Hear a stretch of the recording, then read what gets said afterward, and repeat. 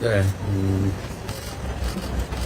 지금 이 대한민국의 혼란은 모두 최상목 전 권한대행 그리고 한덕수 현 대통령 권한대행으로부터 시작된 것입니다. 대한민국의 최고규범 헌법은 모든 국민이 지켜야 하고 그 중에서도 헌정질서 수호 책임이 있는 공직자, 그 중에서도 최고위직 공직자인 대통령 권한대행이 가장 우선적으로 지켜야 될 책무입니다. 대통령이 취임 선서를 할 때도 헌법을 준수하고 라는 것이 가장 먼저 나옵니다. 헌법을 준수하지 않으면 헌법 질서가 파괴되면 대한민국 공동체가 파괴됩니다. 헌법 위반은 매우 중차대한 사안입니다. 단순한 형법 위반, 부정부패와는 차원을 달리합니다. 일각에서 윤석열 복귀 프로젝트가 진행 중이다라고 얘기합니다. 저도 그런 주장에 공감 가는 바가 많습니다. 21세기 대한민국에서 군대를 동원해서 행정, 입법, 사법을 다 통제하겠다라는 이 군정을 하겠다는 이 참 상상하기 어려운 일이 실제로 벌어졌습니다.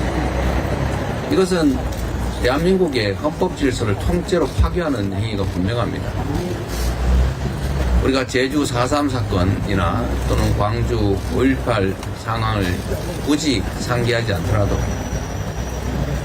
다시 윤석열이 복귀하는 것은 곧 제2의 계엄을 의미하는 것일 테고 우리 국민들은 저항할 것이고 충돌은 피할 수 없을 것입니다. 그럴 때 생겨날 수 있는 엄청난 혼란과 희생을 생각해 보십시오. 광주라는 한 지역이 고립되어 있을 때 생기는 그 피해와 대한민국 수도 서울을 포함한 대한민국 전역이 군사계엄에 노출되고 국민들이 저항할 때 생겨나는 그 엄청난 혼란 그리고 엄청난 유혈 사태를 대체 어떻게 감당할 수 있겠습니까? 경제는 다음 문제입니다. 국민의 생존 문제, 국민의 인권과 안전에 관한 문제입니다. 대한민국 국가의 존속에 관한 문제인 것입니다. 윤석열 대통령이 복귀할 경우에 생겨날 수 있는 일을 우리 국민 여러분께서도 한번 상상을 해보시기 바랍니다. 헌법재판소는 그리고 헌법재판관님 여러분들은 지금의 이 상황이 얼마나 중차대한 상황인지를 모를 리 없습니다. 그리고 본인들에게 주어진 헌법상의 책무, 역사적 책무, 국민이 부여한 책무를 잊지 마시기 바랍니다. 말씀드린 것처럼 지금의 이 혼란의 원인은 모두 한덕수, 최상목으로부터 시작됐습니다. 내란 주요 임무 종사자들은 전부 구속돼서 재판을 받고 있는데 내란 수괴는 해괴한 논리로 석방돼서 활개를 치고 있습니다. 법률이 정한 내란 특검 지명 의뢰를 지금 몇 달째 하지 않고 있습니다. 명백한 불법 아닙니까? 의무적으로 지명을 의뢰하게 돼 있지 않습니까? 그 법률을 대놓고 몇 달째 어기고 있습니다. 그래서 결국은 내란 수괴가 석방돼서 이 혼란이 지속되고 국민들은 불안해하고 있는 것입니다.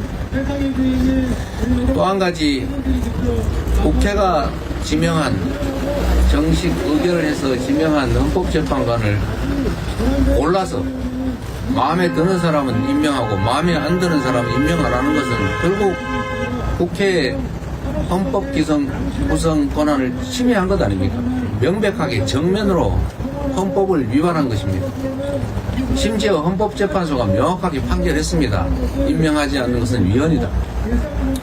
헌법재판소법에 위헌 판결이 나면 그 취지에 따라 처분하여야 한다라고 하는 의무조항까지 있습니다. 그런데 이것을 또 어기고 있습니다. 최상목이 어겼고 지금 한덕수 대행도 어기고 있습니다. 그래서 이 혼란이 생기고 있지 않습니까? 헌법에 도전하는 것을 넘어서서 헌법을 위반하고 헌정 질서를 통째로 파괴하고 대한민국을 불안하게, 국민을 불안하게 만들고 있습니다. 해서는 안 될 일이고 용서해서도 안 될 일입니다. 반드시 그에 대한 책임을 물어야 하지 않겠습니까? 이런 중대한 헌법 위반 행위에 대해서 책임을 묻지 않는다면, 이 상태를 계속 방치한다면 앞으로 누가 법률을, 규범을 지키겠습니까? 헌법재판소도 이런 상황에서 할 수 있는 헌법이 부여한 권한을 행사해야 합니다. 헌법재판관을 임명하지 않는 것이 위헌이다, 그에 따른 처분의 의무가 있다고 하면 그걸 헌법기관이 불이행하고 있을 때 당연히 그 보완 권한을 행사해야 되지 않습니까? 헌법재판소의 신속한 결단을 다시 한번 부탁드립니다. 개인이나 집단, 세력의 이해관계가 아니라 국민과 국가 그리고 역사를 생각해 주시기를 부탁드립니다. 산청 산불 발생 열흘 만에 주불이 모두 진화되었다고 합니다. 사상자가 75명, 이재민 2,100여 명의 엄청난 규모의 살림이 불에 탔습니다. 고인이 되신 분들의 명복을 빕니다. 그리고 피해 이재민들의 위로의 말씀을 전합니다. 일상의 회복을 위해서 우리 더불어민주당도 최선을 다하겠습니다. 정부가 재난재해 대응과 민생 지원을 위해서 10조 원 규모의 추경 추진을 발표했습니다. 다행이긴 한데 너무 적고 그 내용도 매우 부실합니다. 이런 정도 규모로 지금 경제 회복이 되겠습니다. 민생 회복이 될 수 있겠습니까? 그런데 더 가관인 것은 사안이 시급하니 국회 심사를 생략하자 뭐 이런 말을 하고 있다고요. 급하면 미리미리 하면 되지 않습니까? 이 와중에 어떻게 하면 국회 심의를 피해서 마음대로 국가 재정권을 행사해 볼까, 이런 꼼수를 생각합니까? 그리고 재난 대책이, 화재 대책이 긴급하면 예비비를 쓰세요. 뭘 자꾸 말 가지고 장난하던데, 지금 현재 즉시 집행할 수 있는 산불 관련 예비비 다시 한번 말씀드리겠습니다. 산림청에 1,000억의 예비비가 편성되어 있습니다. 지금 쓰세요.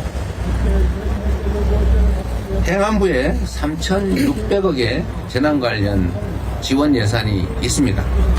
그거 쓰세요. 4,600억입니다. 국가 예비비에 재난 관련 예비비가 1조 6천억이 있습니다. 그거 국회 심의 없이 지금 즉시 집행할 수 있으니까 쓰세요. 이것만 합쳐도 2조 600억 원입니다. 그리고 채무 부담을 통해서 재난에 대비할 수 있는 국회가 이미 승인해 놓은 금액이 1조 5천억이 있습니다. 합계 3조 5,600억이 지금 즉시 집행할 수 있습니다.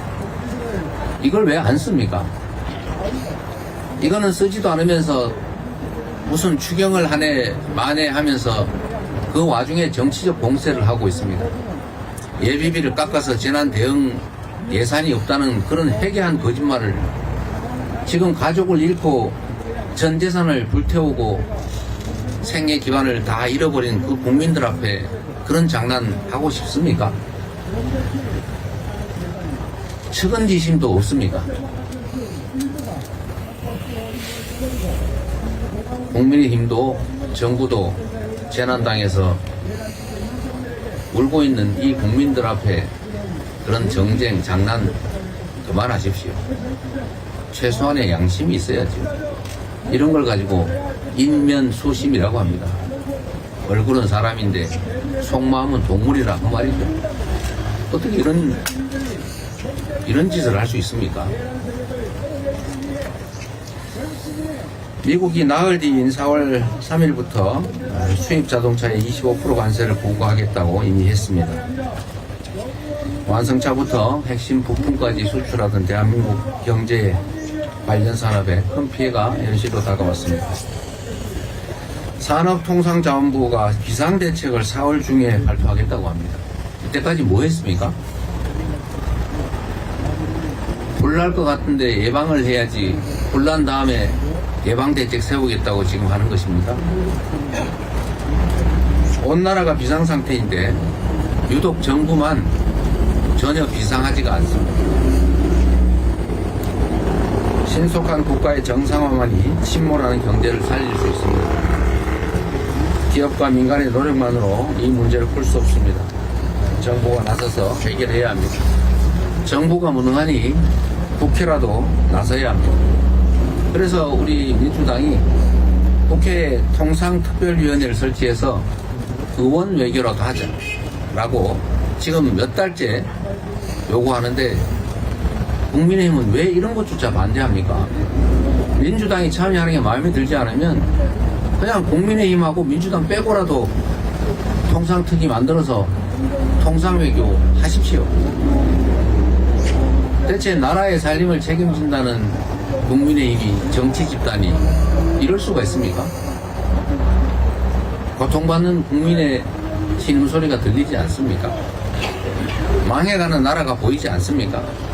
오로지 내가 어떻게 하면 권력을 가질까 그 생각밖에 없습니까? 그래서는 안 됩니다. 최소한 할 일을 합시다. 할 일 열심히 하면 국민들이 지지해 주지 않겠습니까? 그래야 국민의힘도 국민의 지지를 회복해서 살 길이 열리지 않겠습니까? 지금처럼 윤석열의 복귀나 획책하고 헌정질서 파괴에 올인하고 시도 때도 없이 온갖 거짓말을 하고 죽어가는 국민들 앞에서 이런 정쟁이나 벌이면서 어떻게 나라를 책임지겠습니까? 비상한 상황에 국민의힘 정부 비상한 대책을 함께 세우고 모두가 사는 길을 찾아 나갑시다. 회의를 마치겠습니다.